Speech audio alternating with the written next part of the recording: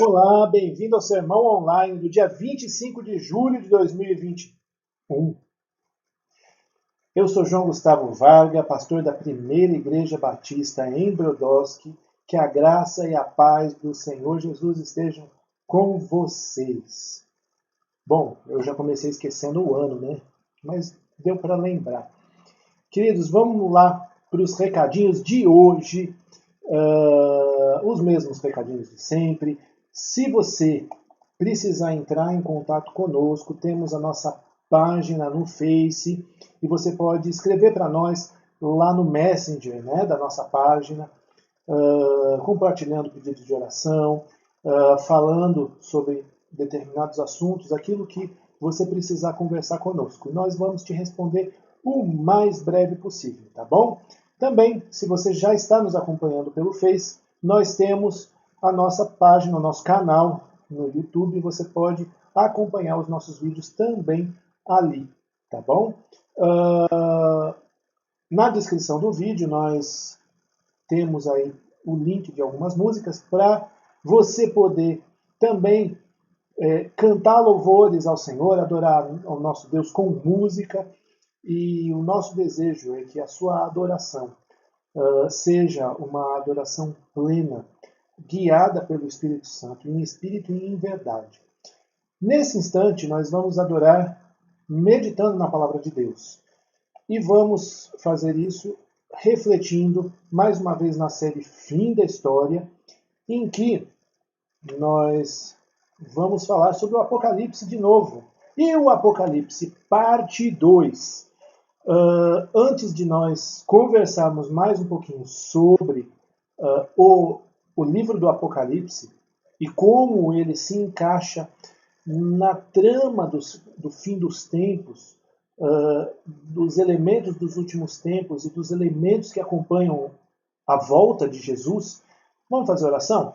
Pai querido, nós nos colocamos diante do Senhor e nós te pedimos, no nome do Senhor Jesus, que o Senhor fale conosco com poder, ensinando a gente, guiando os nossos passos, confrontando a nossa vida, curando a nossa alma, Senhor Deus. Nós queremos te pedir que o Senhor abençoe, nos guarde nesse momento e vá à nossa frente, Pai. Fala conosco, é isso que te pedimos no nome de Jesus. Amém. Meus queridos, vamos finalizar hoje, então, o nosso assunto sobre o Apocalipse. Recapitulando, falamos que o Apocalipse é um livro mal interpretado na Bíblia, né? Mal interpretado no sentido de que as pessoas têm medo dele, as pessoas consideram ele mais uma ameaça do que um livro inspirado por Deus e que, portanto, tem a intenção de nos ensinar, nos educar para a justiça, nos corrigir, nos curar, nos restaurar e nos dar esperança. Ele é um livro de esperança, como nós falamos a semana passada, ele na verdade é um livro de esperança em que a igreja estava ficando órfã do colégio apostólico, como vai ser diante dos desafios que nos cercam, da perseguição que nos cerca, mas sem os apóstolos. E então Jesus começa a partir desse livro e falando através do seu último apóstolo, que ele está no controle de todas as coisas e que ele quer que a sua igreja seja encontrada fiel, se mantenha fiel apesar dos desafios e que, mesmo que os apóstolos morram, as promessas dele permanecem e ele vai continuar acompanhando a igreja como o nosso Senhor, o nosso Mestre. Ele mesmo nos prometeu: eis que estarei com vocês todos os dias até a consumação dos séculos. E isso é trabalhado no livro do Apocalipse. Ele vai continuar conosco. Os apóstolos vão morrer, mas o Senhor Jesus continua conosco. E isso tem acontecido realmente nesses últimos 2000 anos, né? Ou 1900 anos, se a gente descontar, na verdade, esse primeiro século, né, com o colégio apostólico. Vamos continuar, porque o livro do Apocalipse tem outras questões que são muito importantes que a gente medite. Mais uma vez eu vou dizer, A gente não tem tempo hábil para tratar sobre todas as coisas que o livro do Apocalipse trata. Então eu precisei fazer um resumão, né? E pela sabedoria do Senhor Jesus, ele me orientou o que era importante para esse momento. E, portanto, nós vamos falar um pouquinho nesse instante sobre avisos e juízos, as trombetas e os cálices da ira de Deus.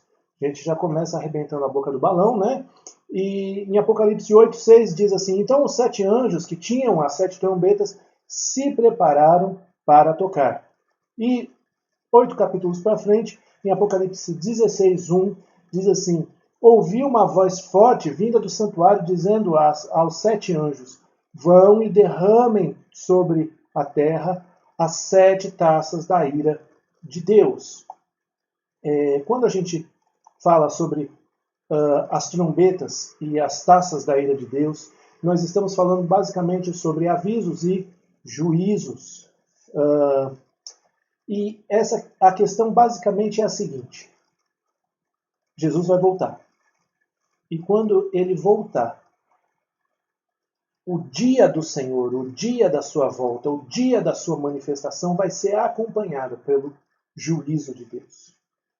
E por uma série de juízos que ele vai fazer cair sobre a terra como um sinal da sua ira contra o pecado, contra a rebeldia do ser humano contra o seu Criador. Mas nosso Deus é um Deus de misericórdia e de graça. Ele não deixa de condenar, ele não deixa de castigar e ele não deixa de exercer juízo como Deus justo que ele é. Mas ele também é um Deus de misericórdia e de graça. E quando nós trabalhamos essa questão das trombetas, a trombeta avisa. Uma das coisas que naquela época a gente podia falar sobre as trombetas é que trombetas avisam.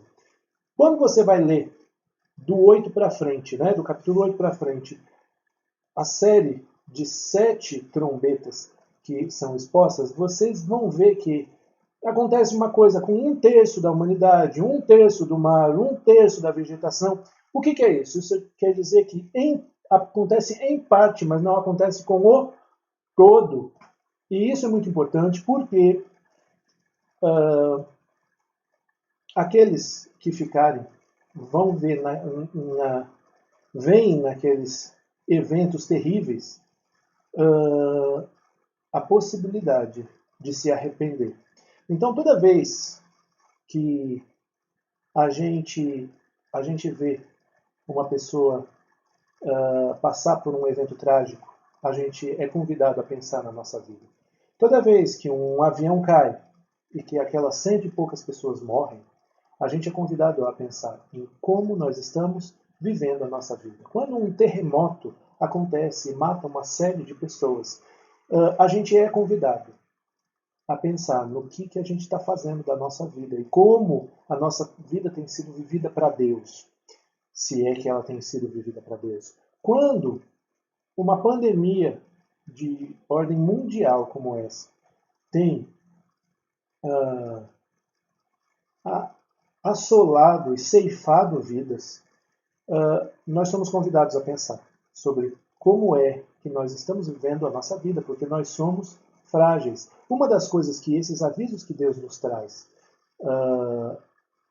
tem de importante é o fato de que nós vamos vivendo a nossa vida e às vezes a gente vai se esquecendo que a nossa vida é frágil, que a nossa existência é frágil e que a gente não vai viver para sempre. Às vezes a gente começa de uma maneira muito inconsciente a achar que a gente vai viver para sempre e que nada vai nos atingir, até o momento em que as coisas nos atingem.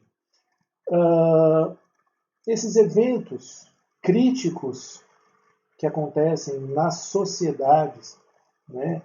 Uma pandemia, uma tragédia de avião, um terremoto, um tsunami como aquele de 2004, essas coisas elas tendem a nos avisar, a nos fazer parar para pensar. Eu estou eu estou preparado para me encontrar com o meu Criador? Eu estou pronto para me encontrar com o meu Criador? O que eu estou fazendo da minha vida? A grande questão nesse caso é até a gente se lembrar de um fato que aconteceu com o Senhor Jesus uma vez, que é a questão de que uma vez perguntaram assim para eles: Herodes chegou e matou um pessoal que estava fazendo o seu culto para Deus no templo. Eles pecaram no quê?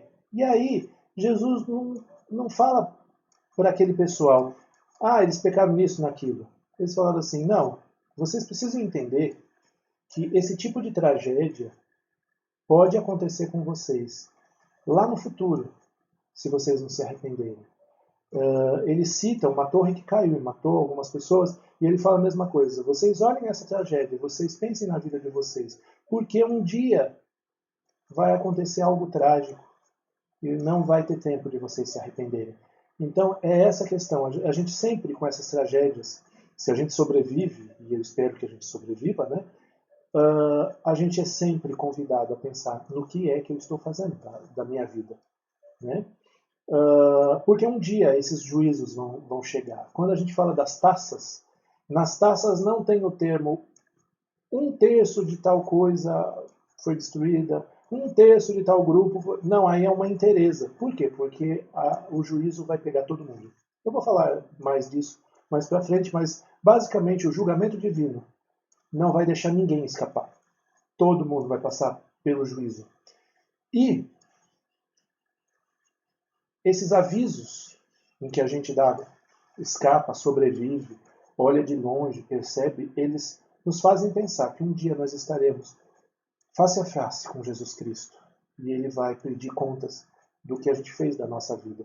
E o que a gente tem a oferecer? O que a gente tem da nossa vida para prestar contas? Vai ser, no resumo, bom, algo ruim? O que a gente tem a dizer sobre isso? Nós cremos no Senhor Jesus, nós nos entregamos ao senhorio de Jesus. A gente precisa pensar nisso e o livro do Apocalipse nos convida a pensar nessa questão. Além disso, o livro do Apocalipse vai retratar com muita intensidade uma guerra espiritual, uma batalha espiritual que existe. E existe hoje, não é lá para o futuro, é hoje. E quando nós falamos de batalha espiritual, né, vamos ler aí Apocalipse 12:7 antes de a gente continuar. E então estourou a guerra no céu. Miguel e os seus anjos lutaram contra o dragão. Também o dragão e os seus anjos lutaram. A gente não vê esse tipo de cena. Pelo menos não, a não ser que Deus abra os nossos olhos em algum momento muito específico. Mas existem batalhas acontecendo entre anjos e demônios no céu, ou no mundo espiritual. E nós precisamos entender que nós estamos no meio disso. Isso não serve para a gente ficar paranoico, isso não serve para a gente ficar perturbado, mas isso nos serve de alerta. Lá nos primórdios do universo, Satanás não só se rebelou, como levou uma parte dos anjos do céu a se rebelarem contra Deus. E eles são hoje compostos, se compõem de um exército demoníaco que luta contra tudo aquilo que está ligado ao propósito de Deus. Por isso, a gente precisa ficar ligado com algumas coisas. Apocalipse 12, por exemplo, lá no começo do capítulo, vai descrever Satanás como um dragão. Um dragão com 7 cabeças, que em cada uma dessas cabeças tinham coroas, né? São 7 coroas, e nessas cabeças tinham 10 chifres. Tudo isso é muito importante porque, assim, cabeças com coroas querem dizer que essa personalidade reina, tem autoridade. Chifre na cultura judaica tem a ver com poder. E o número 7 aponta para um estado de plenitude, enquanto o número 10 aponta para uma questão quantitativa, de grandiosidade. O que eu quero dizer com isso? Eu quero dizer com isso que se o caboclo tinha, ou tem, 7 coroas, então ele tem uma autoridade plena na área dele. E se ele tem 10 chifres, é porque o poder dele para exercer coisas é grande. A gente não pode ficar de uma maneira muito barata falando assim, eu piso no inimigo, eu piso no diabo, blá, blá, blá, blá. Porque com o diabo a gente não pode brincar nesse sentido. Ele é poderoso, ele tem autoridade. Deus assim o permitiu que ele tivesse esse status. Ele é astuto e se não fosse o Senhor, ele já tinha passado por cima de nós, que não dava nem jeito de a gente revidar. Quando nós falamos disso, nós também vamos dizer que o diabo e seus anjos, ao longo de todos os séculos, lutou contra os desígnios, o plano perfeito de salvação do Senhor Deus. Ele aliciou Israel, ele tentou matar Jesus, ele tentou Jesus ao pecado, ele atrapalhou o ministério de Jesus em vários momentos, ele que colocou Jesus naquela cruz, mas também tentou fazer com que Jesus desistisse da cruz, e ele é o que persegue o fruto da cruz, que somos nós, o seu povo, o povo de Deus. Ele nos persegue. Portanto, ele luta incansavelmente e de maneira muito dedicada contra tudo aquilo que é do propósito e do plano de Deus. E se você é parte do povo de Deus, ele vai vir babando para cima de você e de mim. Isso é muito parte da realidade que a gente vive hoje. Nós somos atacados constantemente pelo diabo. E é assim que é a nossa vida.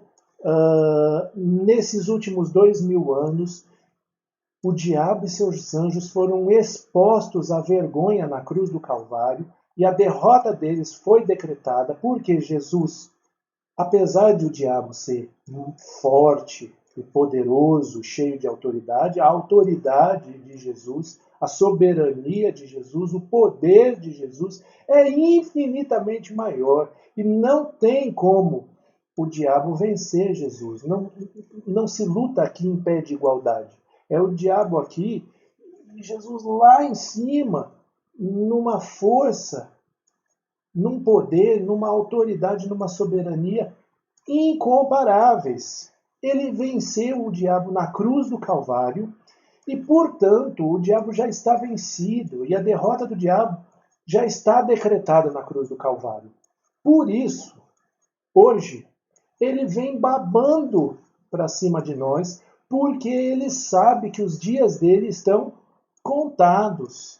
Mas, se for depender da minha capacidade, da sua capacidade, nós não vamos conseguir lutar contra o império das trevas de maneira vencedora. O que precisa para uma pessoa vencer o diabo e todo o império das trevas? É necessário que a gente seja coberto pelo sangue justificador e purificador de Jesus. Se você teve um encontro com Jesus, um encontro de salvação com Jesus, então você está coberto pelo sangue de Jesus e o maligno não pode lhe tocar. Mas além disso, o texto aí do capítulo 12, eu vou convidar você a ler num tempo oportuno todo esse capítulo, tá bom? Diz que nós vencemos o diabo pelo sangue de Jesus e pelo nosso testemunho. E como é que nós testemunhamos? Primeiro, conhecendo profundamente a palavra de Deus. Depois, vivendo a palavra de Deus, porque o nosso testemunho não vem meramente de discurso, mas vem de viver a palavra de Deus. Ora, então como é que nós combatemos o diabo e os seus anjos nessa batalha espiritual? Primeiro, seja revestido do sangue de Jesus. Se entrega, creia em Jesus e seja salvo. Segundo, viva, conheça a palavra de Deus e viva os princípios da palavra de Deus, para que o seu testemunho te fortaleça, porque a palavra de Deus tem o poder necessário para combater os demônios. Além disso, o que eu posso te perguntar nesse momento é: como então você tem guerreado no mundo espiritual? Você tem tomado uma lambada do diabo? Ou o sangue justificador de Jesus e o testemunho vindo da sua vida através da palavra de Deus tem confrontado os poderes das trevas? Como é que você tem guerreado nesse momento que nós vivemos, que é um momento sim de batalha espiritual? A outra questão que precisamos falar nesse instante é de polarização crescente. Desde que o Senhor Jesus veio aqui e derramou o seu Espírito Santo sobre a igreja, nós estamos vivendo dias de polarização. Os que são de Deus e os que não são de Deus. E essa polarização, à medida que os anos passam, que os séculos passam, elas vão crescendo. Então, como é que o Apocalipse, por exemplo, fala sobre essas questões? Fala, por exemplo, da Babilônia e de Jerusalém. Babilônia era uma cidade na antiguidade inconquistável. Ela era forte, ela ditava as regras. E ela aponta para o mundo. Ela aponta para a sociedade que vive uma vida sem Deus. Jerusalém, ou a Nova Jerusalém, aponta para a sociedade do reino de Deus. Aqueles que tiveram uma experiência com Jesus, que são filhos de Deus, discípulos de Cristo Jesus. E existe essa polarização, os que são de Deus e os que não são de Deus. Uma outra figura que se fala muito é sobre Babilônia enquanto prostituta e a noiva de Cristo. Ora, uma vive uma vida imoral, a outra, entende-se, né, ou a figura aqui é que viva uma vida pura, de compromisso com o seu noivo. E isso também envolve a nós e a sociedade em que se vive hoje. A nossa sociedade é uma sociedade imoral. A sociedade do mundo, de um mundo alheio a Deus, é uma sociedade em pecado, imoral, que transgride. Mas a noiva de Cristo, a sua igreja, ela é uma igreja, ela é um povo chamado para pureza, chamado para santidade, chamado para o compromisso com o seu noivo, Cristo Jesus. Eu poderia dizer, inclusive, do anticristo. E o anticristo é o ápice, o aparecimento do anticristo é o ápice, justamente, de toda essa trama de polarização. Um dia ele vai chegar, nós vamos falar sobre ele mais para frente, acredito que a semana que vem. Uma pessoa que vai ter influência sobre o mundo e sobre as pessoas do mundo, enganando as pessoas e desviando a mente e o coração das pessoas para o senhorio de Cristo Jesus. Vai ser o ápice dessa polarização e, portanto, quando eu falo sobre isso, existe também aquela questão da marca da besta, que é ou na testa ou na mão, né? Como é que isso funciona? Isso daí, eu não vou ficar falando de dispositivos, chips. Na década de 80 falava do... Como fala? Do...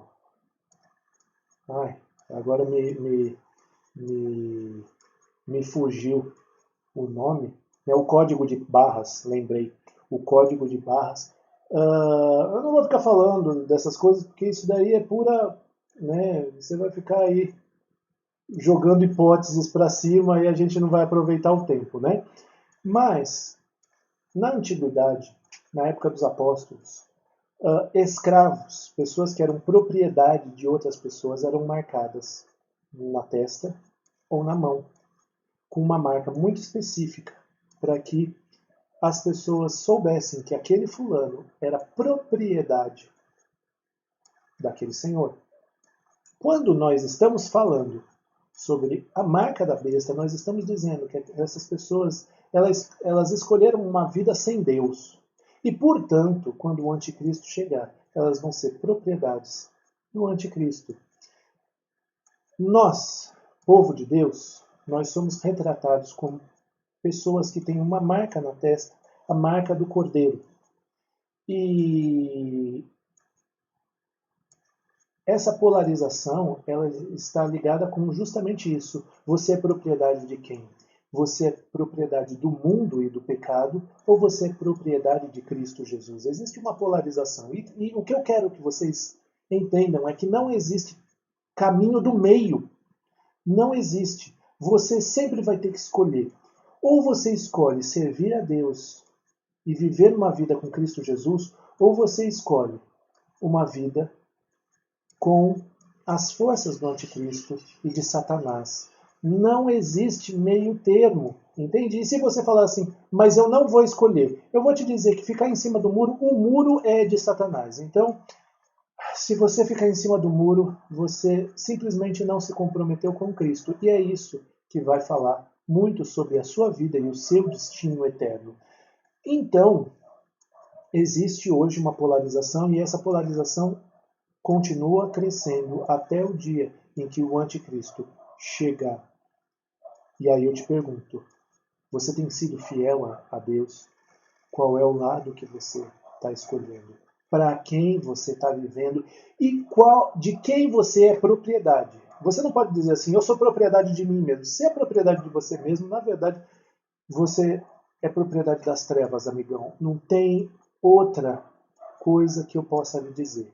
Ou você é propriedade de Cristo, ou você é propriedade no outro lado. Entende? Não tem outra. Não tem o caminho do meio. Não tem. Enfim, não tem. Não tente escolher, porque vai dar ruim. Não tente escolher, eu digo, o caminho do meio, porque não existe. Por fim, eu quero que vocês entendam que existe, no final de toda a história, a vitória sobre o mal. A vitória sobre o mundo, a vitória sobre Satanás, a vitória sobre o pecado. E Apocalipse 19:11 vai dizer assim, vi o céu aberto e eis um cavalo branco. E eis um cavalo branco. O seu cavaleiro se chama Fiel e Verdadeiro, e julga e combate com justiça. Quando nós estamos falando dessa vitória sobre o mal e sobre essa cena que Apocalipse 19 nos fala, nós estamos, na verdade, dizendo sobre a volta de Jesus. E a volta de Jesus vai ser para vencer todo o mal, tudo aquilo que se coloca contra Deus. E vai nessa história. O diabo vai nessa história. O mundo vai cair, a estrutura mundana vai cair. Todo o pecado vai ser julgado. E se você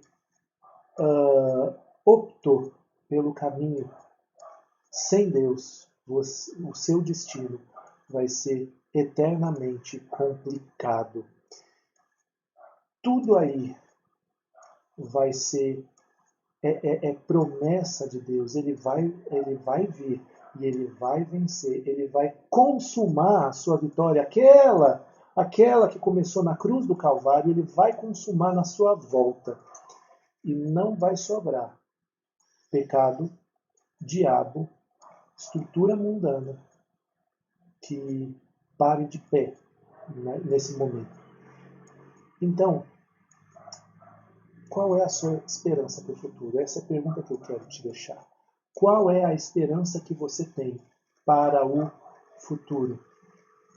Você entregou a sua vida para Jesus, esse Jesus que tem na sua mão as chaves da vitória e, portanto, todos aqueles que se rendem a Jesus vencem a vitória dele, ou você opta pelo caminho das trevas, que é todo e qualquer caminho que não é Jesus Cristo de Nazaré. Qual é a sua opção? Eu quero orar por você nesse instante. Eu quero pedir pela sua vida. Pensa na sua vida nesse instante. Pai querido, eu quero te agradecer pela tua palavra. Eu quero te agradecer pela vida que tu nos deste em Cristo Jesus. Eu quero te agradecer pelo livro do Apocalipse, tão pouco explorado, mas tão rico em orientações para nós. Nós somos muito gratos por ti. Nós somos gratos porque o Senhor controla a história e nada fugiu do teu controle. A vitória é tua, e mesmo que o diabo tenha poder, o Senhor é muito, infinitamente mais poderoso que ele. E em algum momento nós vamos ver essa vitória junto contigo, não porque nós somos fortes, mas porque tu és vitorioso, Senhor Deus. Ajuda-nos a viver a nossa vida sempre de maneira fiel a ti. Ajuda-nos, Senhor, a viver o testemunho da tua palavra com fidelidade. Ajuda-nos a viver o compromisso contigo em todo o tempo. Ajuda-nos nisso, Senhor Deus, no nome do Senhor Jesus.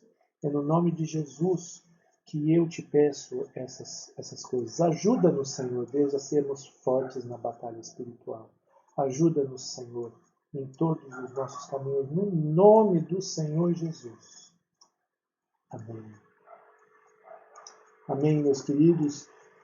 A semana está começando e eu desejo que vocês vão para ser bênção.